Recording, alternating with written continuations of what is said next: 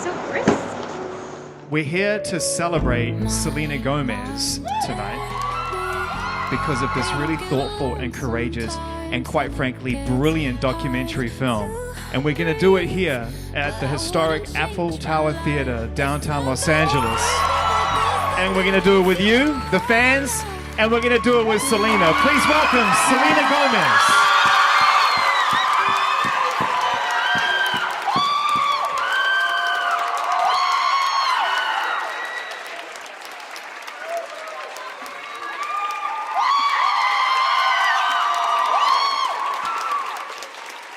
Thanks, guys. Yeah. Love you. It's a different kind of applause, I think. It feels different. I do. Don't you No, think? it's because I feel like people have seen my diary, so I'm like, It's oh, almost God. supportive. It's like, we love you. It's great to see you. This is cool. What a great location for us to be able to hang out and Thank talk. you guys for being here. Yeah. This is so great. It's beautiful. I love you. I wanted to start by just simply asking the most obvious human question we should always start any conversation with, which is, how are you? I don't know, actually. It's been weird. The documentary exists, and it's out, and it's been 6 years in the making, and I have moments where I'm relieved, and then moments where I can't believe it's out.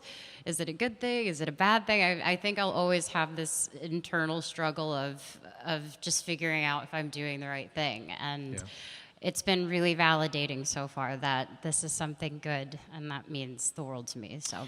Well, I know that you haven't been actively reading the critical reviews, and why would you? I mean, how do you read a review of your life? Yeah. Strange. But the reviews are in, right? Thanks. Yeah. And rightfully so. This film is just brilliant, and we're gonna get into it. But I sort of made you a promise a week ago when we spoke that we'd try and have fun. Yeah. Because I think that there's probably a desire from people who've seen the documentary to ask a lot of questions about what you went through, and I can imagine that's the reason you made the documentary. Right. To not have to answer those questions over and over again. Essentially, yeah. Essentially, yeah.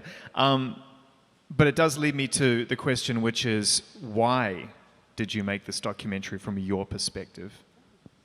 I think originally I thought I was going to make a traditional tour documentary about my music and about the revival tour. And as I recognized my mental state at that time, I look back at that girl and I don't even recognize her anymore.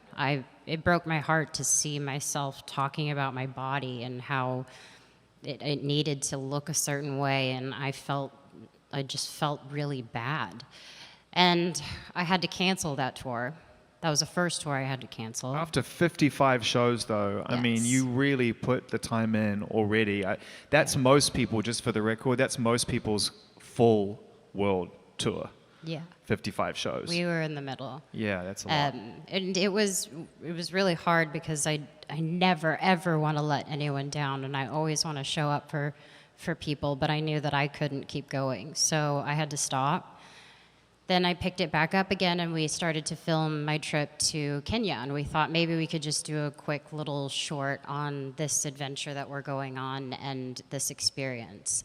Then I had to go straight to London and Paris, and I quickly realized that all of this stuff that was going on in my life, it all started with me. It all started with, how am I feeling? How am I navigating through all of these different things that are going on in my life?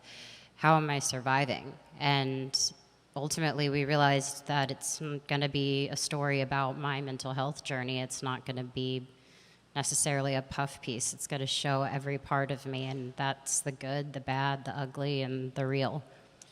You know, I think great documentaries aren't so much reactive. I think a lot of them can be that way. They react on periods of life, try to retell that story in an entertaining way. It's great to watch. But great documentary films are proactive. And when I watch them, I feel like the subject is actually learning about themselves and going on a journey and the documentary is guiding that process almost more than you are guiding the documentary. Did it feel that way, that without the doc, you may not have actually have pushed forward in the way that you did? I think so. I would like to believe that Alec and I had a relationship where, even in the weakest moments where I had a lupus flare up and it was really painful, he even asked me a few times, am I comfortable being recorded? And I thought, well, I want to be able to show people all of it. So just go ahead. And that's weird to say, but it also felt like a big relief, because I know that I'm not the only one that's hurting that way. And it should be talked about and it should be seen. But what about when you saw it?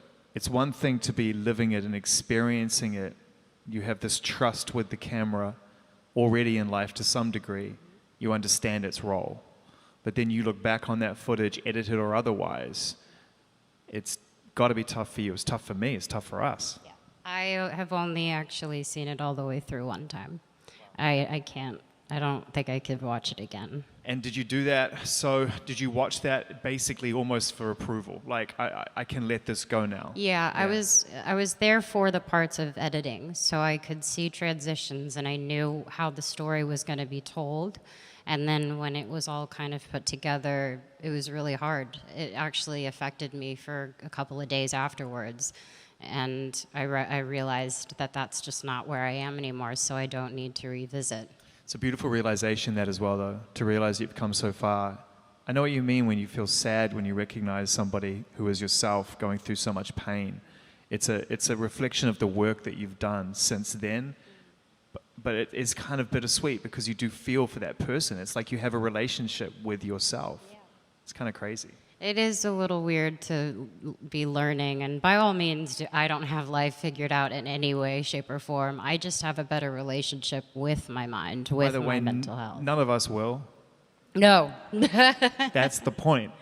No, but I do genuinely hope to start a relationship with my mind and my mental health that I will continue to grow and I will continue to understand more and more. Alec was the director. Who was behind the camera? Who did you have to forget that was there? There were actually multiple people. We kind of picked up and stopped filming, started shooting. People were shooting other things, and then so there's actually a list of names that I would have to give you. That's a huge amount of trust that you have to put in. It's interesting. The age of 7. That is just very unique, and I sort of wonder over the course of your life how you recognize that relationship with you and a camera, something that captures you. Well, I think it's different because I started as an actress first, and I think having a relationship with the camera and having it be invisible is just naturally a part of it. I love being on sets. I love doing shows and film. I kind of thrive in that setting. And you actually want the camera to fall in love with the character you're creating. So I love that. Then the flip side is I'm walking out of a hospital and there's 12 photographers screaming and wanting a bad angle, bad picture to, say I'm not doing well or I'm in rehab, and then you're just hit with that kind of awareness of cameras, and that just can throw you off completely, and it obviously became really unhealthy.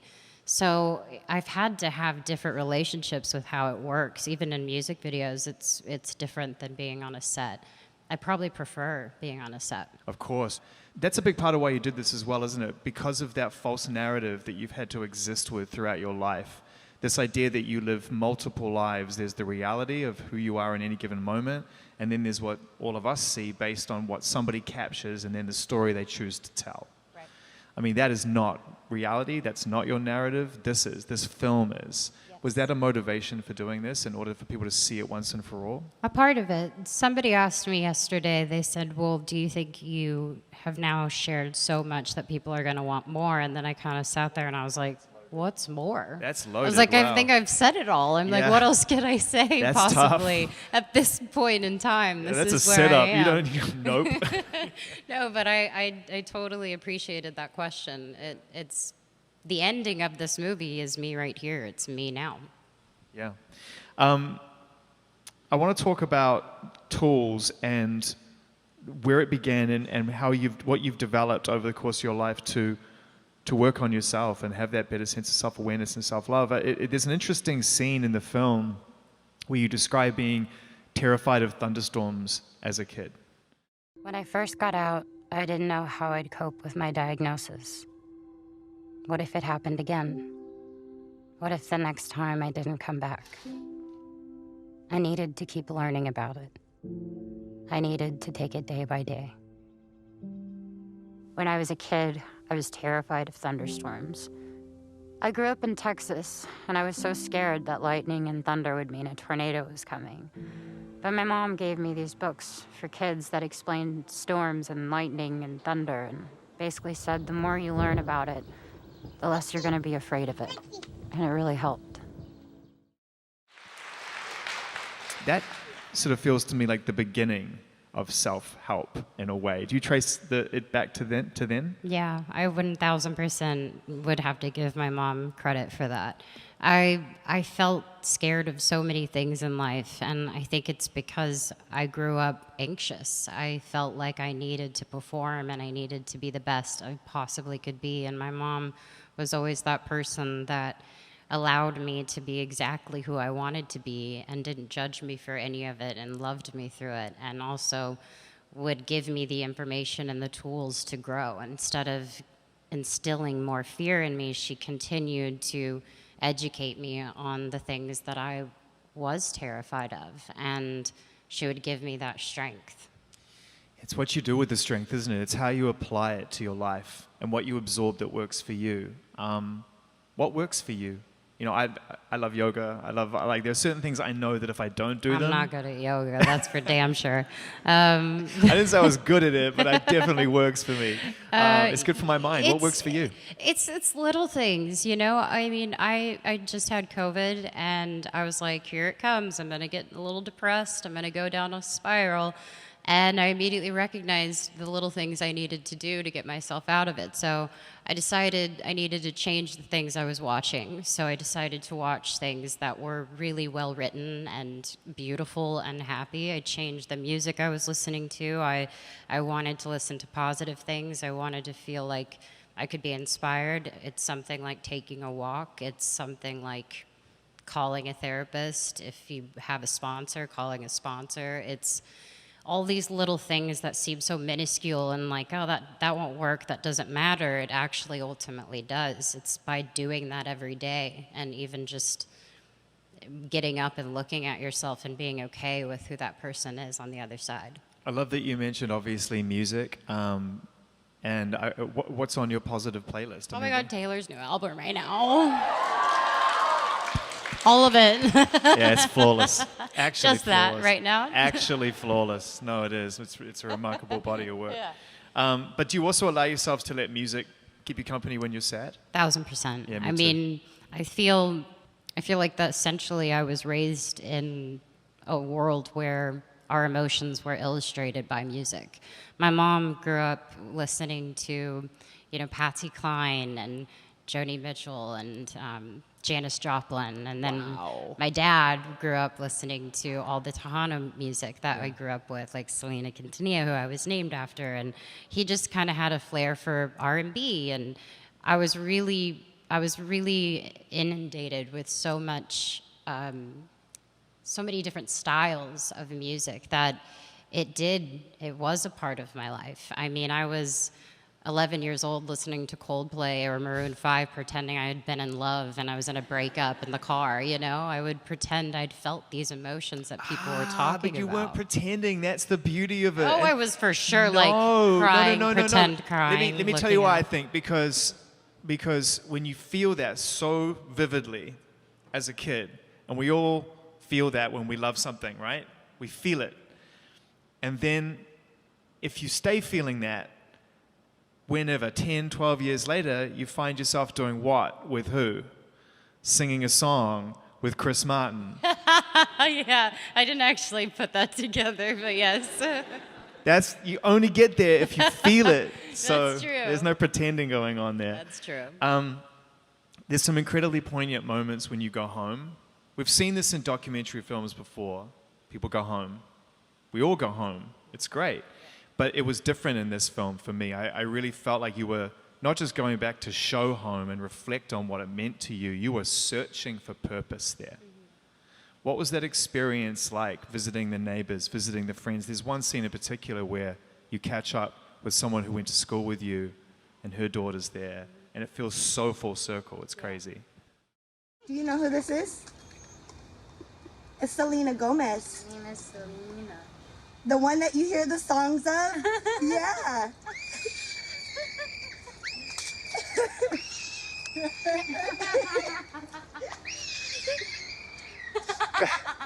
She's my dramatic one. Well, that was me. Aw. Come here, but no. Yeah, you're the alpha male.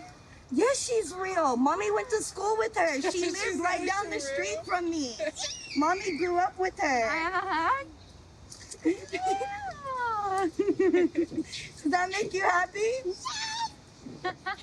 Well, thank you. I appreciate it. It was good seeing It was you. so good to I'm see you glad too. everything's good with you and Yeah. went better. Trust me, it was real scary at that point because I grew up with you. I knew it. So to see you go through that was hard. Yeah. Thank you. I do feel better. Oh, we love y'all. Okay, bye. Say bye. Say thank you. Well, every time I go home, I usually drive by my old neighborhood just because it feels so good. It kind of reminds me. So every time I'm home, I actually love going to visit people. But that time I went in and invaded people's personal space, and it was wonderful. It was retracing the steps that got me to where I am, whether I was a little shit, like disrupting the neighbors, or I was with one of my best friends that I grew up with, and watching her have children now and have a totally different life. And really- to think I could have that life as well was a moment too that I thought, and I'm nowhere near that. And it doesn't mean it's a bad thing. It can be a good thing as well. It was just so touching at the end. You had given her daughter this moment, and then she gave you this understanding of like genuine love and concern from someone who knew you long, long ago. And it was such a lovely human moment. It was like the trade gone right. Yeah. Do you know what I mean? Absolutely. When she looked at me and said she was worried and she was really happy that I was doing well, I remember thinking, like, she means that. Because I know she knows who I am. And it doesn't matter that I've become whatever. I'm still Selena. You know, throughout this whole thing, we see this kind of strive for a different purpose. You found purpose as a young child, and it was successful. But success isn't purpose. It's a byproduct of work and commitment and connection. Purpose is something different. When, during the making of the documentary, aka your life, did you realize that you were getting somewhere toward a new purpose in life? This idea of going beyond fame and beyond attention and reaching for something more substantial than that. Perhaps it's when I was having breakdowns, when I couldn't hide them, when whether the camera was there or not, I couldn't get my mind I couldn't get out of my own head. And when I realized those moments kept stopping me from creating, a great tour, creating a good year, creating a good attitude, it was affecting me. And I knew that we were capturing these moments, and then I went to Kenya and I figured out, like, wait a minute, is this reality? This is real? This is what people are walking through. It's so much bigger than what we are worried about sometimes. And I think there were multiple moments. There wasn't just one where I thought, this is going to be bigger than just me. Yeah, I mean, it begins a really fascinating journey in life when you realize that you want to go and alter your purpose, and there's people around you, and it could be just family and friends who don't understand what that means. There's a scene in the documentary where it's a part of an interview, just part of a promo cycle. And to be fair, those happen all the time. Yeah. Like 10 interviews a day, knock it out, get it done, it's content.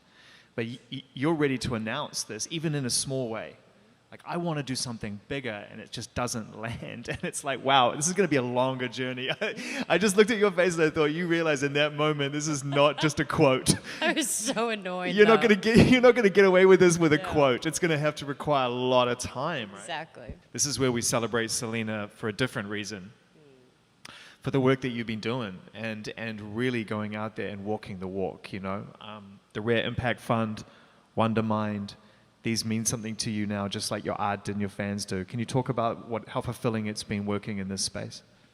It actually feels wonderful. I think it started, honestly, when I was 14, and I had a mom come up to me, and she was a single mom with 4 kids, and, you know, they were from Mexico, and they actually were from a town close to mine, where my family's from. And she said, thank you for just being who you are, because my kids can look at someone on TV and they look like you, and that is something they can aspire to be or do. And I didn't understand it, because to me, I just thought, well, I am who I am. But when I recognized the responsibility that I had been given with my platform, I truly felt like it was bigger than me. Most of the time when I would go through dark moments, I would get back up like over and over and over again because of people like you. It was hard for me to get myself up for me, but I knew if I didn't and I stayed swallowed in a pit of pain, I would be letting all of you down, and I couldn't live with that. I could not do that. And then I had to learn how to do it for myself. And that means I had to let people down and say, okay, I can't tour anymore. I can't release music right now. I'm physically just not able to. And now I can have a good balance of being the best version of myself for me, which also means I can be the best version for other people. Yeah, exactly. And now it's not doing it for anyone else. It's helping others do for themselves. Hopefully. You know, that's what I'm taking from the next chapter of your life at the end of this film. You know, it ends with you going to the White House. It ends with you making a commitment to this conversation. When we met for the first time, I realize now, looking at the timeline of the documentary, that you were really in it. Like, you were in it. Yeah. And I could see that, I think. I felt that, and I think that's reflected, and you can see it that's reflected in the kind of conversation we had. Yeah. But both of us landed on a subject that we're both passionate about, which is increasing awareness around mental health and the need for self-awareness, self-help. Yeah. We're seeing changes, and you've been instrumental in helping make those changes happen. I want to give you a round of applause for that. Thank you so much. I appreciate it. Thank you. So you've started to do the groundwork. How's your experience been there, and where are we going? Is it going in the right direction? Do you feel like it's working? Are we helping? I want to say yes, because I'm going to always be hopeful. I think making those moments happen for yourself are really important. I don't mind being the person that is a voice for mental health, because it's my life and it's a part of who I am. And I want people to start becoming more and more comfortable with that conversation. And I want it to stop being this label that terrifies people, or people don't believe in it, or think that it's not a real thing. If I would have released this documentary before the pandemic, maybe people would have thought I was crazy. I had people who watched the documentary and said, had it come out before, I don't think I could have related to certain things. So it was really interesting to hear people reacting to this movie and actually saying, oh, I didn't know I had that, but I did struggle with that as well. What kind of, how has it affected your relationship with your art? As an artist, it doesn't come as a surprise to anyone here that your most successful song is also probably one of your most honest. Yes. And I think that that's a genuine reflection of truth being expressed through art. So now that you are really in a place where you understand your truth better than ever and have courage to share it, we're waiting for that album of your career. I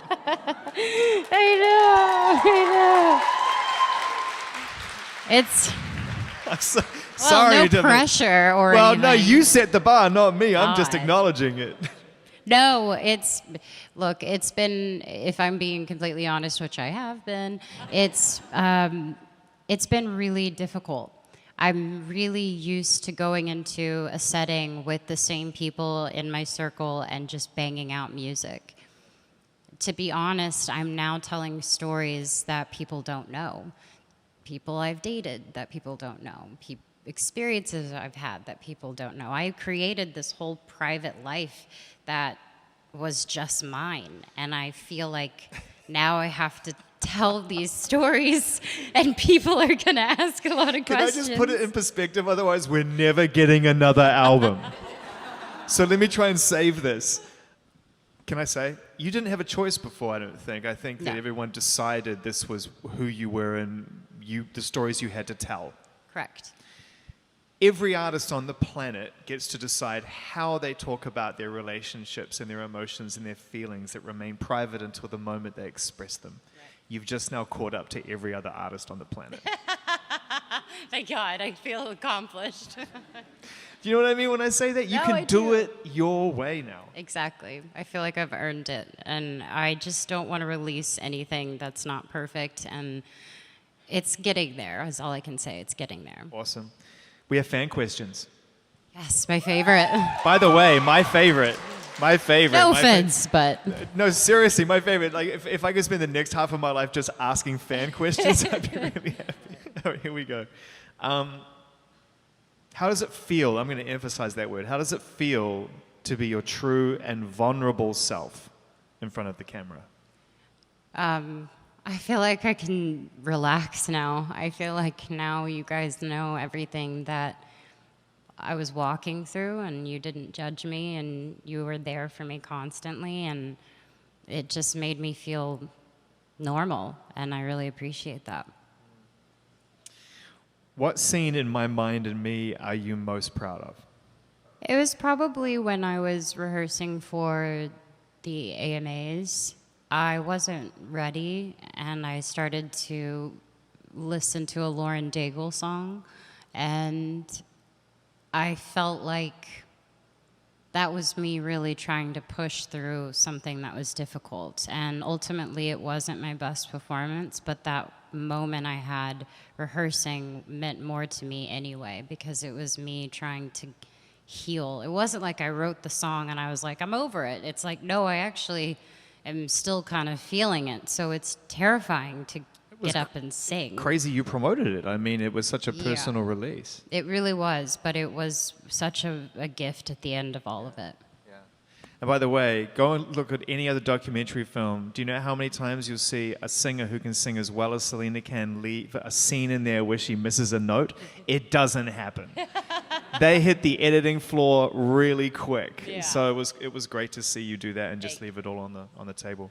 What was the hardest scene for you to put in? The hardest scene was probably the tour content in the beginning. It was really honest.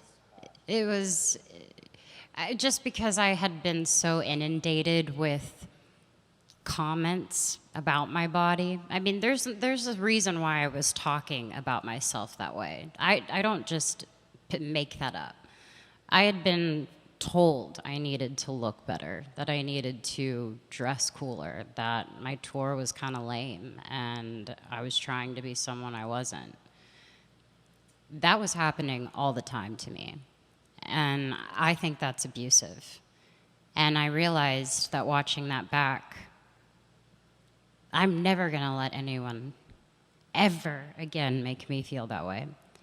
And I gained my strength back when I realized, actually, no, that girl wasn't lame. That girl didn't need a better body. That girl didn't need to look like this. I was meant to be exactly who I am. And once I was released from a voice that was in my life, I didn't fall. I actually rose up. And that's the best thing.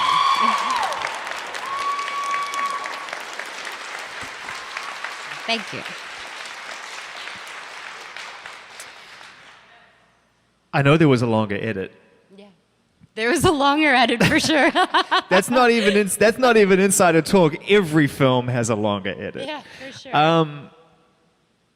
Was there anything that you really wish, looking back on it now, that you had been able to get in there, or you wanted to get in there, or that maybe you may show another time, or just a scene that you really wish had gone in the dark? Probably more content with my fans.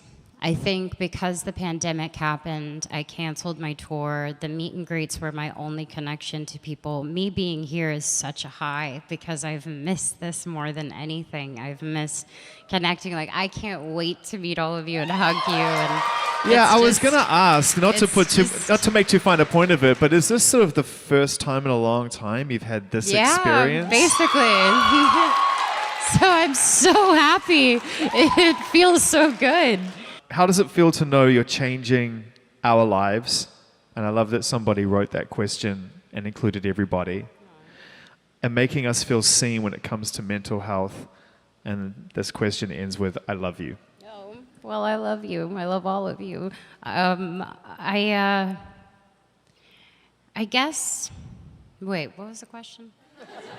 Oh, yes, no. Oh my gosh. If I am able to help one person with this, I am on cloud nine forever. I mean, I think, people ask me what would I like to be remembered by, and of course I love what I do, so the projects and things that I'm a part of, I'm really proud of. But I hope that I'm remembered by my heart, and I'm remembered by simply wanting to see people for who they are and love them authentically, truly, and as purely as I possibly can. In our final moment today, here in this beautiful Apple Tower Theater, downtown Los Angeles, I wanted to honor the fact that you're getting to see your fans face to face in the same room for the first time in a very long time. We all came out of a really crazy few years where this just wouldn't have been possible, and what you've been going through personally made it extra specially further away. Yeah. So I just wanted to give you a chance to just talk to your fans directly and just say something to them while they're here, and we can end like that. Okay. Well, here's my thing. I'm going to end up talking all of your ear off when I meet you because I like that. But truly, I think me releasing this was one of the most terrifying things I've done. But I am so grateful that people like you are able to watch it, and hopefully, even if it's a friend that you know is walking through something, that you're able to be a voice for them. I can't do any of this without you guys. I know that's such a cliche, and maybe you hear it from other people as well, but at the end of the day, it's just me, my core friends, and us. And I believe that we're in this together, and I just want to continue to be the best version of myself that I can, and to love you guys fully and truly for who you are, because you do that for me. So thank you so much.